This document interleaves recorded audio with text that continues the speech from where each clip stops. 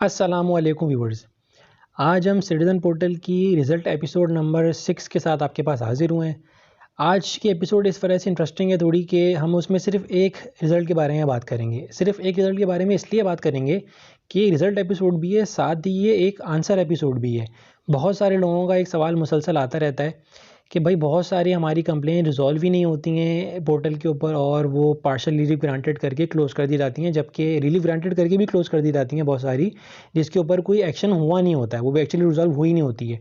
तो भाई ये नेगेटिव फीडबैक वगैरह देने से भी कुछ नहीं होता है, रीओपन कंप्लेंट्स करना भी जो है वो ड्रामेबाजी है, उसमें कुछ नहीं होता। तो बहुत सारे केसेस में शायद आपका शिकवा सही भी होगा, लेकिन बहुत सारे केसेस के अंदर ऐसा नहीं है।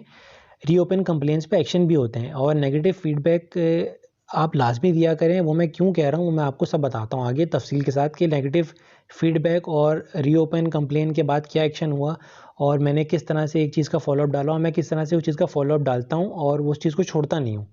क्योंकि देखें at the end of the day ये बात आप हमेशा याद रखें कि ये जितना भी अच्छा हो पोर्टल, ये एक गवर्नमेंट इदारा ही है और वो गवर्नमेंट इदारों का ही कोऑर्डिनेटर है।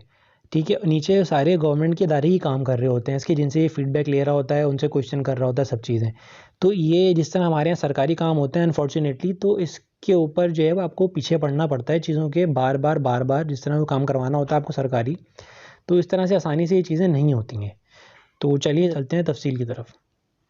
आज हम जिस कंप्लेन के बारे में बात कर रहे हैं वो है ब्लू रिबन बेकर्स के बारे में। ब्लू रिबन बेकर्स जो है वो जो लोग कराची में रहते हैं उनको लाजमी पता होगा। अच्छी बड़ी चेन है बेकरी की, 7+ ब्रांचेज़ इनकी हो चुकी हैं। तो इनके बारे में कंप्लेन इनकी देखें, कंप्लेन क्या थी इनकी। कंप्लेन सबसे पहले हमने डाली थी 22 अगस्त 2021 को। अब आप ज़रा टाइमलाइंस अपने जहन में रखिएगा, क्योंकि ये कंप्लेन थी, फिर कंप्लेन का फॉलोअप हुआ, उस पर भी एक्शन नहीं हुआ, फिर उसको हमने नेगेटिव फीडबैक डाला। तो ये ज़रा टाइमलाइंस अपने जहन में रखिएगा। पहली कंप्लेन इनकी दली 22 अगस्त 2021 को। कंप्लेन यही थी भाई कि इनकी डिस्को बेकरी की ब्रांच थी ये, किसी किस्म का कोई एनटीएन नंबर नहीं था, कोई सेल्स टैक्स रजिस्ट्रेशन नंबर नहीं था, ना ही ये एफबीआर पीओएस से लिंक थी। सादा पर्ची के ऊपर मैनुअल इन्होंने इनवाइस दी थी। यही इनको कंप्लेन की एफबीआर को भाई एड्रेस वगैरह के साथ। ये इनकी इनवाइस दिखा देते हैं आपको। ये इनकी इनवाइस थी, बिल्कुल बिल्कुल सादा प्लेन पर्ची के ऊपर। मस्कन चौरंगी की ब्रांच थी इनकी। यही कंप्लेन की कि भाई ये क्यों अभी तक इंटीग्रेट नहीं है, और इंटीग्रेट है तो ये क्या फ्रॉड कर रहा है, किस किस्म की इनवाइस दे रहा है। अंदर 24 सितंबर 2021 को एफबीआर का रिप्लाई में रिसीव हुआ कि भाई हमने ये कंसर्न ऑफिसर को भेज दिया इंक्वायरी के लिए। ये किस्सा ख़त्म हो गया। सबसे पहले तो मैं इसके ऊपर नेगेटिव फीडबैक देता हूँ हमेशा इस किस्म के रिप्लाई के ऊपर, कि जब एक कंप्लेन का आपकी इंक्वायरी रिपोर्ट आई नहीं है, जो मैंने कंप्लेन के अंदर सवाल किए हैं, 3 सवाल किए हैं, उसमें से आपने किसी एक का भी जवाब नहीं दिया है, तो आपने ये कंप्लेन क्लोज़ क्यों किया? आप ये कंप्लेन ओपन रहने दें, ताकि जब तक उसका ऑफिसर का रिप्लाई आए इंक्वायरी का, वो आप उसके बाद कंप्लेन क्लोज़ करें कि ये एनटीएन पे है, एसटीआरएन पे है, ये एफबीआरपीओएस पे लायबल है, नहीं इंटीग्रेट क्या है, उसका जवाब के साथ अपडेट करें ना। सबसे पहले तो हमने इसको नेगेटिव फीडबैक दिया, ये कंप्लेन हो गई क्लोज़। अब ये कंप्लेन रीओपन हुई नहीं थी दोबारा, तो हमने कुछ अरसे के बाद फिर हमने जनवरी के अंदर इसका डाला फॉलोअप, जनवरी 2022 के अंदर, कि भाई ये हमने आपको कंप्लेन की थी, उस कंप्लेन के ऊपर आपने ये रिप्लाई कर दिया था कि भाई ऑफिसर को भेज दिया इंक्वायरी के लिए हमने, तो जवाब सवालों के जवाब तो कोई मिले ही नहीं थे।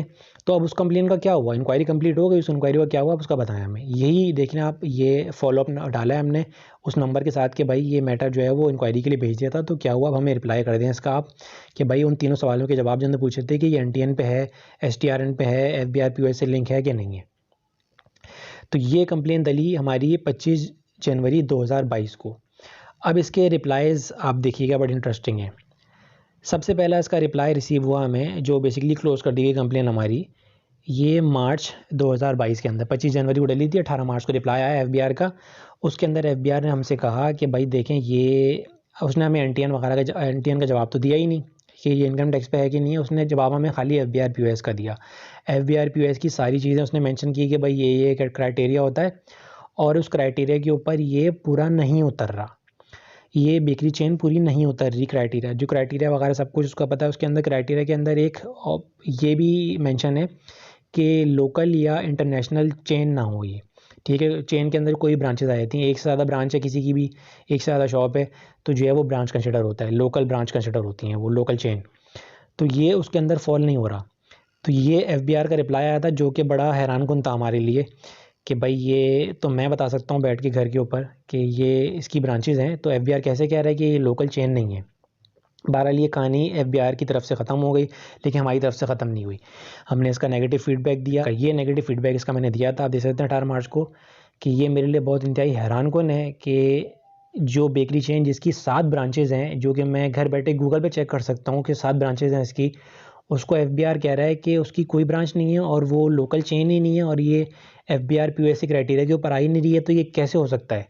तो ये मैंने नॉट रिजॉल्व करके नॉट सेटिस्फाइड 0 रेटिंग, ऑलमोस्ट इसकी 1 से नीचे रेटिंग इसको देने का ऑप्शन ही नहीं है। ये नेगेटिव फीडबैक की रीज़न के साथ मैं हमेशा रीज़न के साथ रिप्लाई करता हूँ, ताकि कोई भी जब कुछ चेक करे तो पता हो कि भाई क्यों नेगेटिव फीडबैक दिया मैंने, उसका क्या रीज़न है।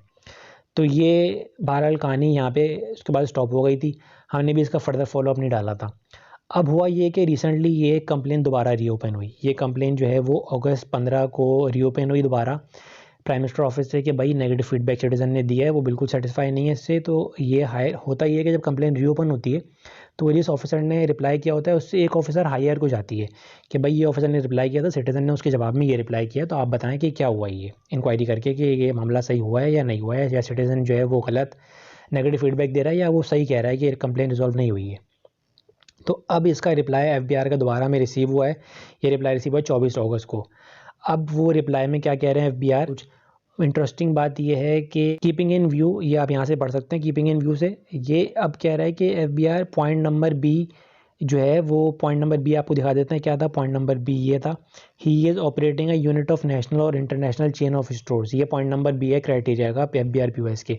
तो अब FBI कह रहा है कि बिल्कुल ये पॉइंट नंबर B के ऊपर FBI POS के ऊपर लाइबल है, ये लोकल चेन है।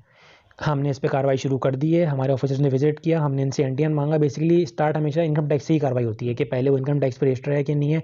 पहले अगर नहीं होता तो इनकम टैक्स पे बिजनेस को रजिस्टर किया जाता है, फिर उसको सेल्स टैक्स पे रजिस्टर किया जाता है, फिर उसको FBI POS से इंटीग्रेट किया जाता है। ये प्रोसेस होता है। तो इनकम टैक्स की हमने कार्रवाई शुरू की इनसे, तो एनटीएन वगैरह मांगा। तो वहाँ तो जो मुलाजिम था उसने मिस्टर तौसीफ यूसुफ साहब जो भी होते हैं उनका कॉन्टैक्ट नंबर दे दिया। उनसे सेवरल टाइम हमने कांटेक्ट किया, लेकिन अभी तक उनसे एनटीएन ही वेरीफाई नहीं हो रहा है कि एनटीएन वो दे ही नहीं रहे। तो इनकम टैक्स ऑर्डिनेंस के तहत उन्होंने कार्रवाई स्टार्ट कर दी है FBI ने। तो इनकम टैक्स पे अगर वो रजिस्टर नहीं होगा तो इनकम टैक्स पे रजिस्टर किया जाएगा पहले, उसको फिर सेल टैक्स पे रजिस्टर किया जाएगा, फिर FBI POS से लिंक किया जाएगा। ये कार्रवाई FBI ने स्टार्ट कर दी है। तो ये बताने का मकसद था कि देखें, अगर मैं भी 1 अगस्त की कंप्लेन को जो FBI ने रिप्लाई किया था उस पर बैठ जाता, छोड़ देता उसको कि नहीं यार सिर्फ सरकारी काम है, इस पर तो कुछ होता ही नहीं है, तो देखें आज ये चीज़ इस यहाँ तक नहीं पहुँचती है। ये पता नहीं कितने अरसे मज़ीद और ये इंटीग्रेट ना होता और ना ये रजिस्टर होता। लेकिन हमने उसका फॉलोअप डाला, फॉलोअप के बाद भी FBI ने हमें गलत रिप्लाई किया। हमने उस पर भी स्टैंड लिया कि नहीं, अगर ये अभी भी ना करते, ये PM पोर्टल खुद उसको ना खोलता, तो मैं फिर इसका कुछ अरसे में दोबारा फॉलोअप डालता इन दोनों नंबर्स के साथ कि भाई उसका क्या हुआ, आपने कि कैसे बता रहे हैं ये सारे इसके एड्रेसेस हैं, आप कैसे बोल रहे हैं कि ये चेंज नहीं है। तो बताने का आपको मकसद देखें यही है कि ये सरकारी काम होते हैं, इसके अंदर आपने हिम्मत नहीं हारनी होती, आपने मायूस नहीं होना, आपने लगे रहना है पीछे। आप पीछे लगे रहेंगे तो मोस्टली इंशाल्लाह कार्रवाइयाँ इसके ऊपर हो जाती हैं। अब मेरा इरादा इंशाल्लाह पूरा इसके ऊपर यही है कि मैं इस FBI ऑफिसर के ख़िलाफ़ पहली कंप्लेंट डालूंगा कि भाई इस FBI ऑफिसर ने जो रिप्लाई किया था पहले, जिसने ये बोल दिया था कि ये चेन नहीं है, उससे भी पूछा जाए कि उसने ये कैसे बोला था। तो बताने का आपको मकसद सिर्फ यही है कि आपको अवेयर करने का कि आप मायूस ना हो। जो भी इस तरह की कंप्लेंट्स होती हैं आप उस पर नेगेटिव फीडबैक दिया करें, पूरा रीज़न दिया करें कि भाई नेगेटिव फीडबैक आप क्यों दे रहे हैं, क्या रीज़न है उसका, और उसके फॉलोअप्स डालते रहा करें पुराने कंप्लेन नंबर्स के साथ और पुराने रिप्लाइज़ के साथ उनके स्क्रीनशॉट्स वगैरह अटैच करके वो फॉलोअप्स डालते रहा करें बार बार। आप पीछे लगे रहें उसके। तो उम्मीद है इंशाल्लाह कि जो जो लोग इस चीज़ से मायूस हो रहे थे वो इसको देख के मोटिवेट होंगे और इस चीज़ से मायूस नहीं होंगे और इसको मज़ीद इस्तेमाल करेंगे इसको, और ताकि इदारों पे मज़ीद प्रेशर आए वो उस पर कार्रवाई करें। तो अगर अभी तक आप चैनल पर नए हैं, चैनल को सब्सक्राइब कर दें, बेल आइकन पर क्लिक कर दें ताकि आपको इस तरह की वीडियोस की नोटिफिकेशन फ़ौरन मिलते रहें। अपना ख्याल रखिएगा, बहुत शुक्रिया।